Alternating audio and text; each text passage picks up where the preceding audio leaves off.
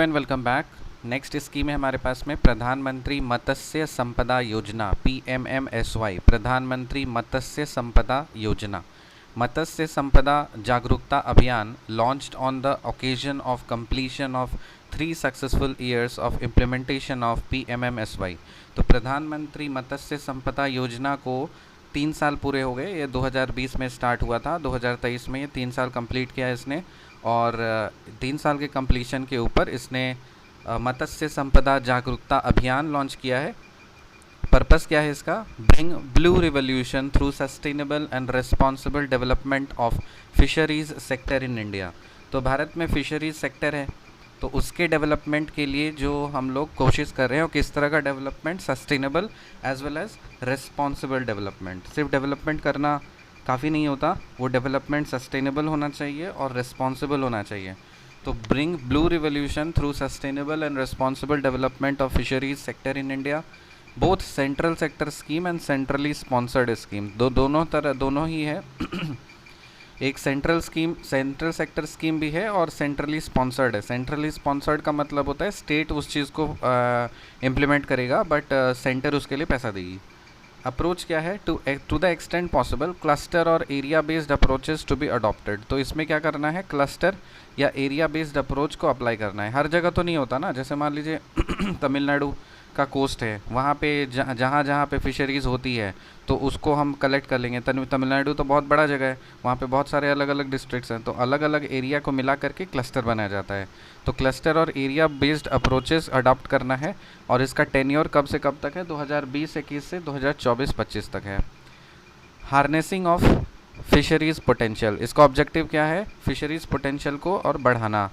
Modernising value chain, post harvest management and quality improvement, enhancing fish production and productivity, build robust fisheries management and regulatory framework, doubling fisheries and fish farmers incomes and generation of employment।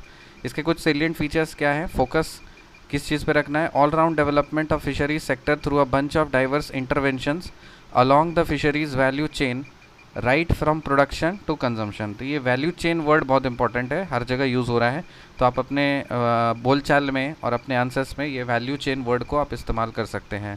Modernising value chain, तो ये हर जगह हर sector में ही इस्तेमाल होता है, तो sector change हो जाएगा उस हिसाब से इसका डेफिनेशन बदल जाता है। तो फिशरीज़ का वैल्यू चेन कहाँ से? प्रोडक्शन से कंजम्पशन के बीच में।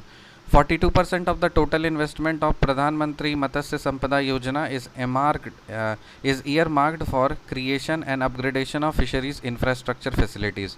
तो टोटल इन्वेस्टमेंट का 42% किस में इस्तेमाल होता है?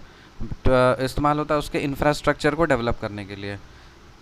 फिर है स्वच्छ सागर प्लान। स्वच्छ सागर प्लान क्या है? Under this key activities include promotion of bio toilets, insurance coverage of fishing vessels, fisheries management plans, e-trading, marketing, fishers and resources survey and creation of national IT based databases। तो ये है आपका Swachh Sagar plan. National network for brood banks, national network बनाना है brood banks का। तो ये क्या है? National network of brood banks में आपका establishing species specific multi species brood banks in the states और UTs to primarily source, select, raise and maintain quality brood fish. तो ब्रूड फिश के क्वालिटी को मेंटेन करने के लिए सोर्स बनाना है।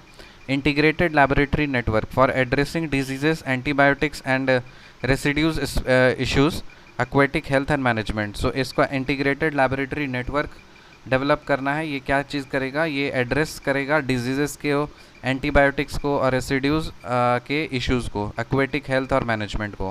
फिर एक्वा पार्क्स क्या है? Develop as hub of fisheries and aquaculture activities as one stop parks and assured affordable quality inputs under one roof. तो एक्वा पार्क बना देंगे, वहाँ पे अलग अलग प्रकार की मछलियाँ मिलेंगी।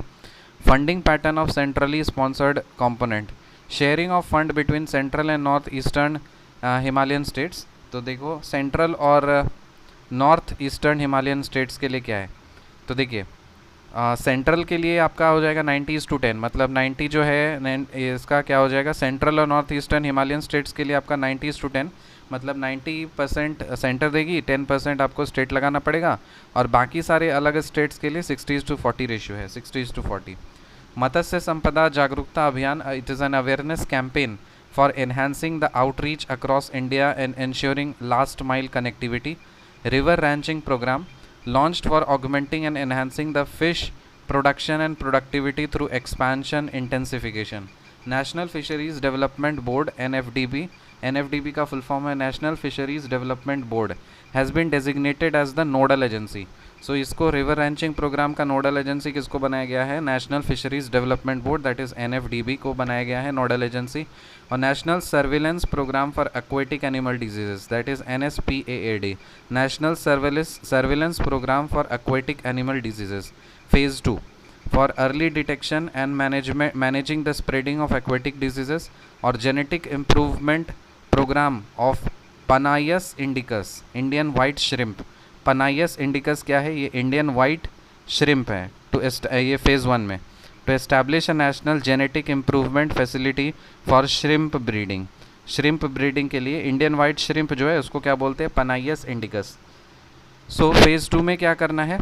National surveillance programme for aquatic animal diseases, national surveillance programme for aquatic animal disease, that is NSPAAD. ये फेज़ 2 के लिए. यार ये किस लिए करना है? For early detection and managing the spread of aquatic diseases, ताकि कोई एक्वेटिक डिजीजेस ना फैले, उसके लिए ये चीज़ को करना है. और दूसरा है आपका फेज़ 1 में, फेज़ 1 में आपको ये क्या करना है? Genetic improvement programme of Penaeus indicus, that is Indian white shrimp. और ये फेज़ 1. तो establish a national genetic improvement facility for shrimp breeding. So shrimp breeding के लिए नेशनल जेनेटिक इम्प्रूवमेंट फैसिलिटी को एस्टैब्लिश करना है. ये था आपका Pradhanmantri Matsya Sampada Yojana. See you in the next scheme. Till then bye and take care.